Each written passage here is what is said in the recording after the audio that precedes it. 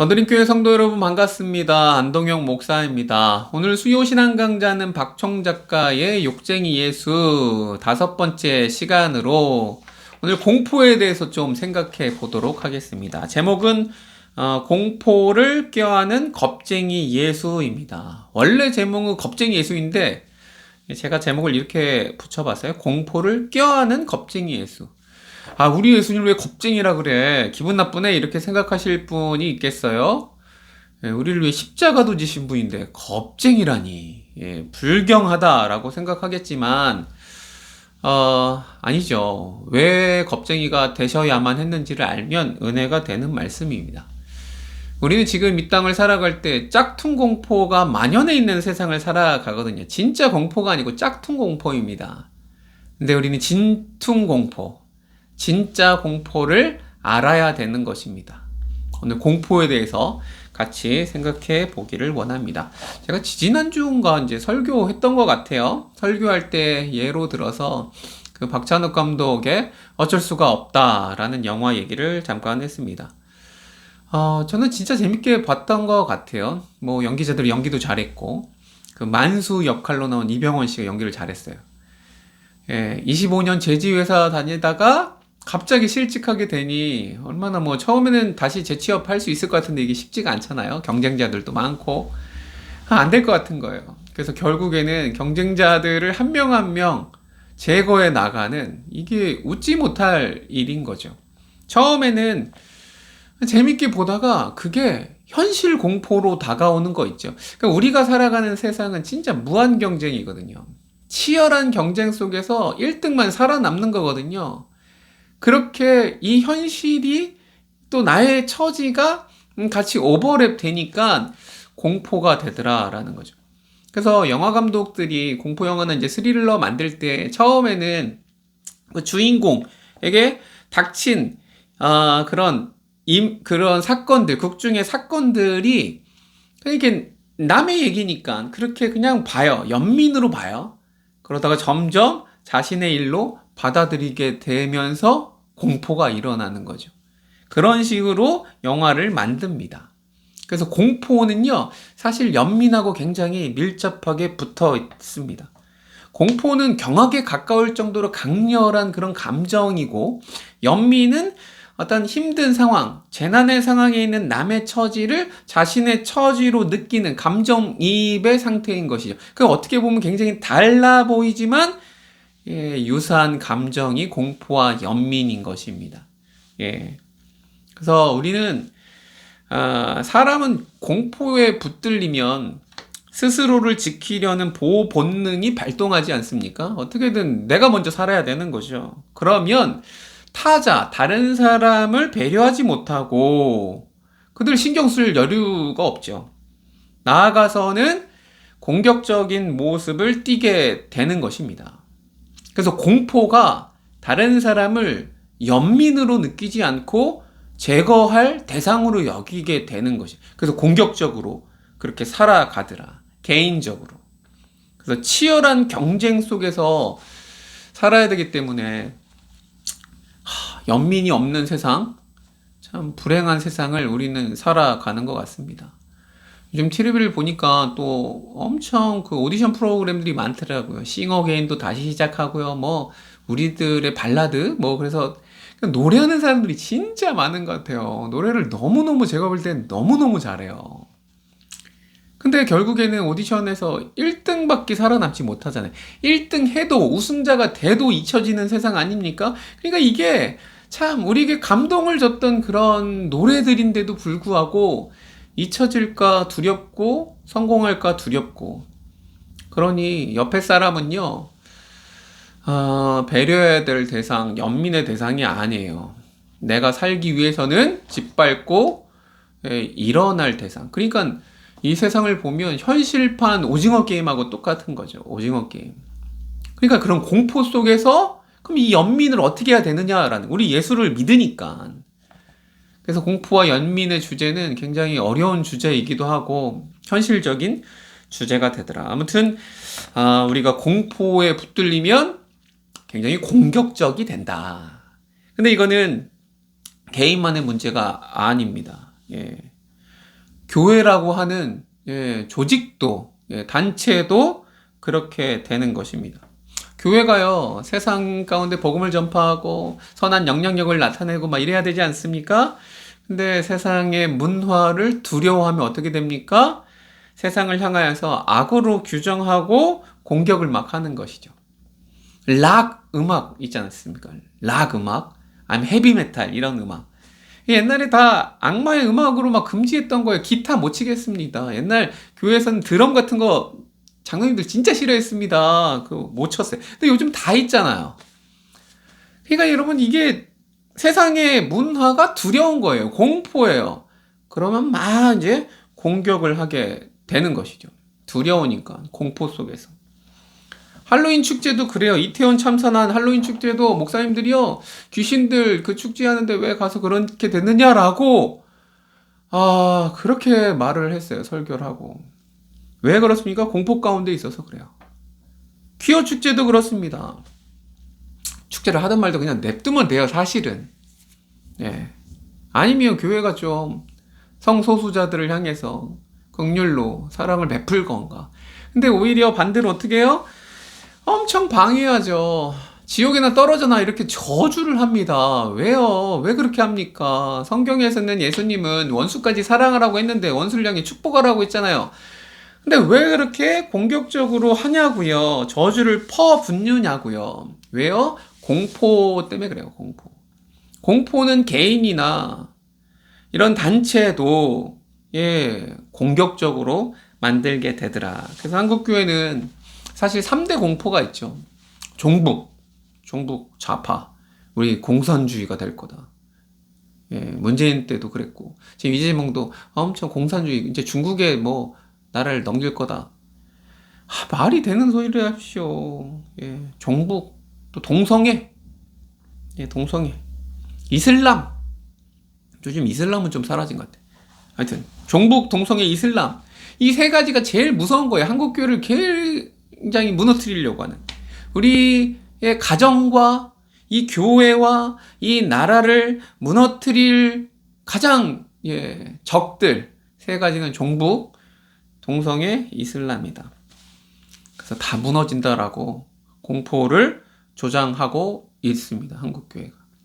근데 정말 그러냐고요. 한국 교회를 동성애 때문에 무너집니까? 목사님들이 권력에 물들어서 그런 거 아닌가요? 돈 때문에 그런 거 아닌가요? 신천지랑 뭐 다를 게 뭐 있습니까? 권력에 그렇게 빌붙고 손에 왕자 쓴 대통령한테 찍소리 못하고 조창기도 때 축복기도 하고, 그래서 한국교회가 무너지는 거 아닌가요? 말씀대로 살지 않아서 그런 거 아닌가요? 한국교회가 진짜. 그러니까 여러분, 엉뚱한 공포, 엉뚱한 마녀사냥 하듯이 그렇게 하는 것, 이게 너무 공격적인, 폭력적인 것으로 나타나더라라는 거예요. 마찬가지로 공포가 사회와 국가 단위로 작동하면 어떻게 됩니까? 중세의 마녀사냥에서도 볼 수 있었지만 현대까지 이르러, 지금 현대 뭐 좌파 색출하고 좌표 찍히면 그냥 날아가는 겁니다. 진짜 이 구구들은 뭐 말이 안 통하는 거죠. 인종 청소까지 합니다, 여러분. 히틀러처럼. 이런 우린 비극적인, 역사적으로 그런 흑역사들을 통하여서 이 공포가 국가적으로 됐을 때 어떤 일이 벌어졌는지 알지는 않습니까? 지금도 세계 곳곳에서 전쟁이 일어나고 있고요. 팔레스타인, 여러분 지금 엄청 끔찍합니다. 이게 진짜 공포로 안 다가오는 것은 남의 나라 얘기니까 그런 거지만, 우리도 지금 분단 국가잖아요, 사실. 전쟁이 일어나면 큰일 납니다, 여러분. 다 죽어요. 난민 문제 되게 시끌시끌하지 않습니까? 난민 문제. 지금 유럽도 다 들끓고 있고요. 미국도 지금 뭐 거의 내전으로 갈 것 같이 막 지금 난리거든요. 이 왜 다 이렇습니까? 공포 때문에 그런 거예요, 공포. 어쩌면 공포야말로 이 세상 모든 야만과 폭력의 원인일지도 모른다라고 저자는 말하고 있습니다. 저는 동의해요.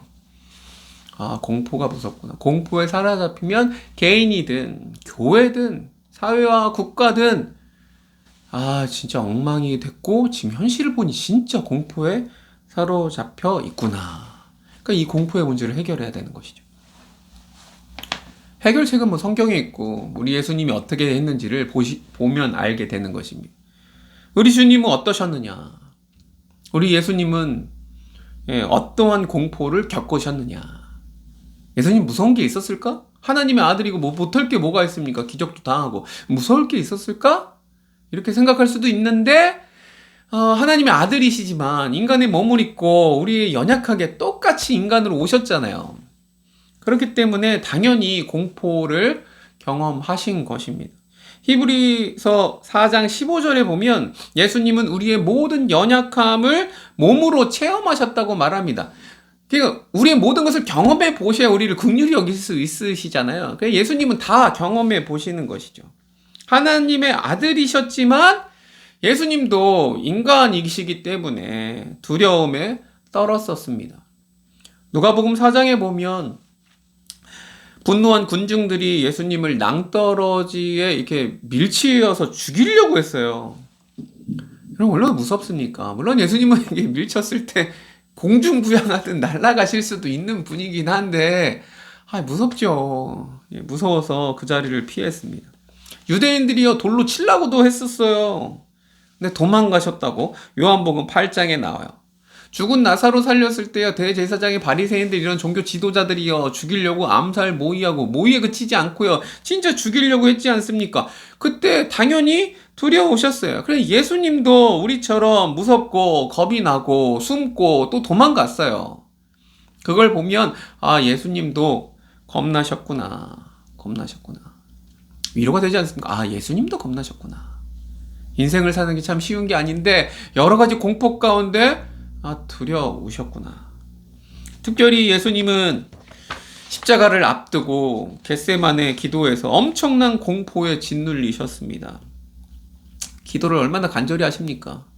이 잔을 내게서 옮겨달라고 간절히 기도하는, 하나님의 뜻이라면 이 잔을 옮겨달라고. 오죽했으면 근심과 번민이 가득한 얼굴로 내 마음이 괴로워서 죽을 것 같다라고 말씀하셨을까요? 진짜 이 땀방울이 피방울 될 것처럼 간절히.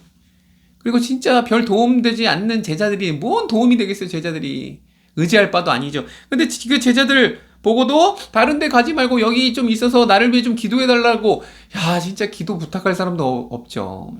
그러니까 예수님이 진짜 그때 겁나셨구나, 힘드셨구나 라는 생각이 드는 것입니다. 여러분, 겟세마네 기도를 보십시오. 예수님 얼마나 두려우셨나. 근데 그 두려움은 단순히 십자가에서 죽으니까 겁나서 그런 게 아니에요. 우리를 죽음의 공포에서, 영원한 죽음의 공포에서 건져내려고 전능하신 하나님의 아들, 독생자 그분 예수님께서 친히 겁쟁이가 되신 것입니다. 우리를 위해. 그 겟세마네 기도가 그래요. 그래서 기도를 다 하고 나서 정리가 된 거죠. 내적인 어떤 고뇌가 이제 끝나게 된 거죠. 그리고 나서 십자가를 담담히 지시게 되시는 것입니다. 그 십자가 상에서도 예수님 우리가 겪어야 될 모든 종류의 공포를 다 맛보셨습니다. 죽음의 공포, 수치. 여러분, 빨개 벗겨지지 않아요. 얼마나 수치스럽습니까? 여러분, 공포스럽지 않아요? 그 연약함, 그 십자가 달려서 할 수 있는 게 아무것도 없어요.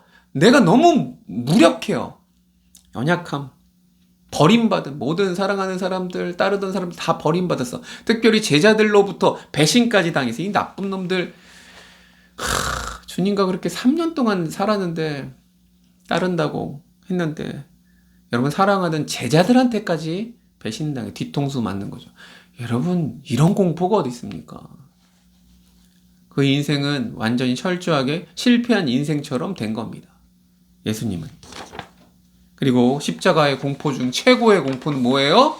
그 십자가 상에서 사람들은 뭐 배신할 수 있어. 뒤통수 칠 수 있어. 다 버릴 수 있어.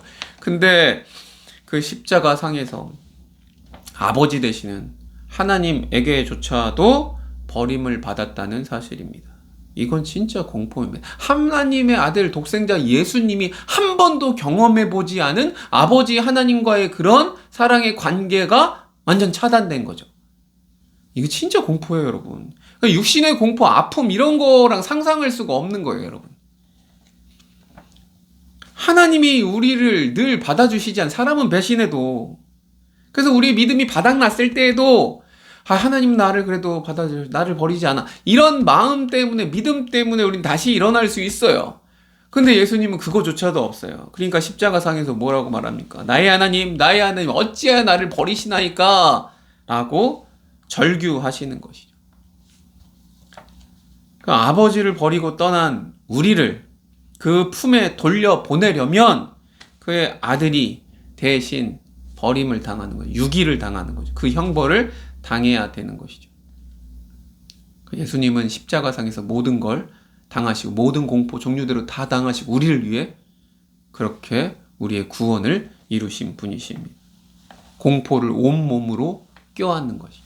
공포는 피할 게 아닙니다. 공포는 극복할 게 아닙니다. 그냥 공포는 온몸으로 껴안아내는 거예요. 그 예수. 놀랍게도 예수님은 이런 모든 공포를 피하거나 또 굴복하거나 그러지 않으시고 온몸으로 받아내셨어요. 그래서 이겨내셨어요. 겟세마네 기도 후에 그를 잡으려고 군인들이 오지 않습니까? 가룟 유다가 같이 와갖고 횃불과 몽치 이런 거 들고 왔었어요. 자기 잡으러 온 거거든요. 너무나 무서워요. 근데 예수님은 제자들 앞에 먼저 앞서 나아가서 너희는 누구를 찾느냐라고 자기 자신 앞에 나아가는 거죠. 여러분, 공포를 껴안아서 겟세마네 기도에서 이겼기 때문에 그렇게 할 수 있는 거예요, 여러분. 그러니까 기도가 진짜 중요합니다. 기도는 나의 필요한 것을 허락해달라. 이게 기도가 아니고 하나님과의 소통이고요. 하나님과 대화하는 거고요. 여러분, 이 기도에서 승리해야 되는 것입니다. 예수님은 공포를 껴안았기에 끝까지 긍휼과 배려의 마음을 잃지 않을 수 있었습니다. 여러분, 베드로는요, 무서우니까 이 호신용 칼을 갖고 있어서 그 대제사장의 종 말고라고 하는 사람의 귀를 잘랐어요. 귀를. 무서워서 자른 거지, 이게 그 군인들 많은데 어떻게 칼로, 그 조그만 칼로 어떻게 하겠어요? 너무 겁나니까 이렇게 한 거예요. 근데 예수님 어떻게 해요? 그 귀를 다시 붙여줬어요. 공포를 껴안았기에 긍휼과 연민을, 배려를 잃지 않을 수 있었어요. 예수님은 십자가 상에서도 예수님은 그냥 자기가 지금 죽겠는데 사실 누가 보입니까? 하나님으로부터 버림받았는데, 근데 좌우편에 있는 강도, 이놈들은 진짜 나쁜 놈들이거든요. 근데 예수님을 같이 욕해요. 근데 그 중에 예수님은 그 강도들의 그들의 죄를 용서해 달라고 기도하시는 거예요. 야, 예수님 그래서 승리하신 분이에요. 그리고 죽기 직전에 그 밑에 보니까 여러 여인들이 있었죠. 예수님의 어머니 마리아도 있었고. 그래서 그 어머니 마리아를 사랑하는 제자라고 하는 요한에게 부탁하세요. 보라, 어머니라. 보라, 아들입니다. 서로 이렇게 연결해줘요. 부탁해줘요. 맡기시는 거죠. 지금 자기 코가 속자잖아요. 공포잖아요. 무섭잖아요. 두렵잖아요. 근데 어떻게 이렇게 할 수 있느냐라는 거예요. 예수님이 아까 겟세마네 기도 때 막 겁냈잖아요. 근데 이 공포를 어떻게 극복하고 갑자기 이렇게 용자가 됐냐고요. 용기 있는 사람이 됐냐고요. 기도에서 승리했기 때문에 그렇습니다. 기도는 정말 중요합니다. 제대로 기도하며 승리한 사람은 이 땅 가운데서 공포를 극복하고 연민으로 살아갈 수 있는 자입니다. 하나님 아버지의 뜻에 전적으로 기도에 승리한 사람은 순종할 수 있는 힘을 얻게 되어 있는 것입니다. 사랑하는 성도 여러분, 그래서 기도하셔야 돼요. 우리가 이 땅을 진짜 제대로 살아가려면. 공포를 떨쳐내고 연민을 품는 것은 우리 예수님 그리스도를 따르는 증거이자 표식이 되는 것입니다. 여러분, 오병이어 기적 아시지 않습니까?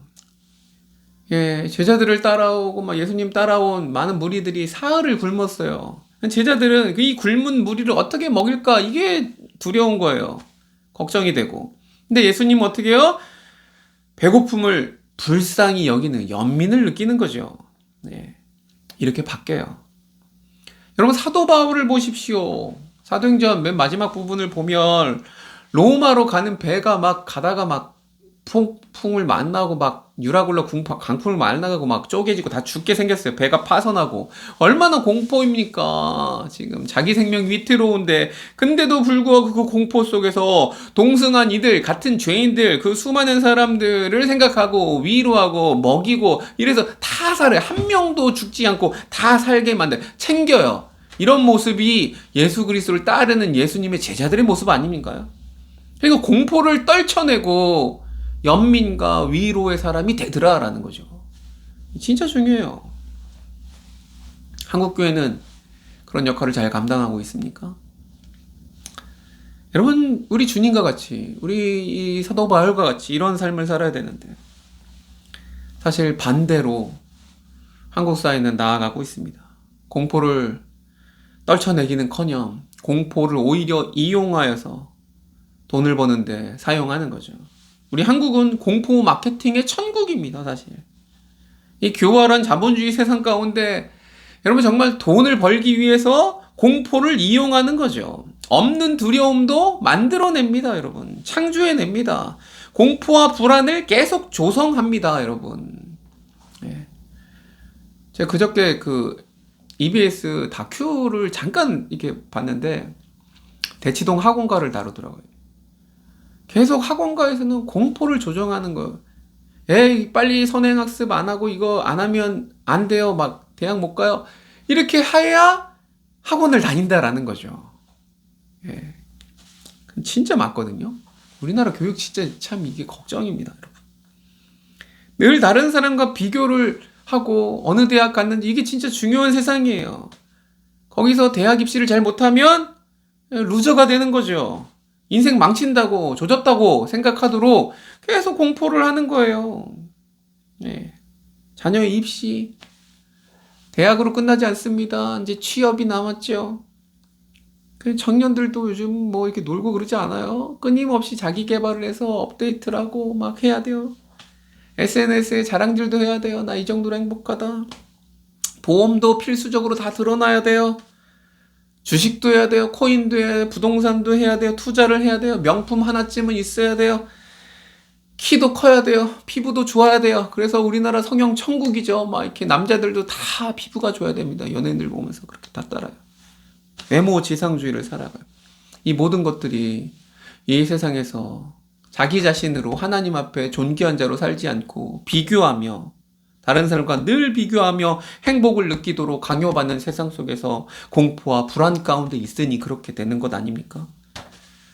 한국은 그렇게 이 세상을 공포 마케팅으로 돈 벌고 사람들을 몰아가는 것이죠. 근데 성경은 뭐라고 말합니까?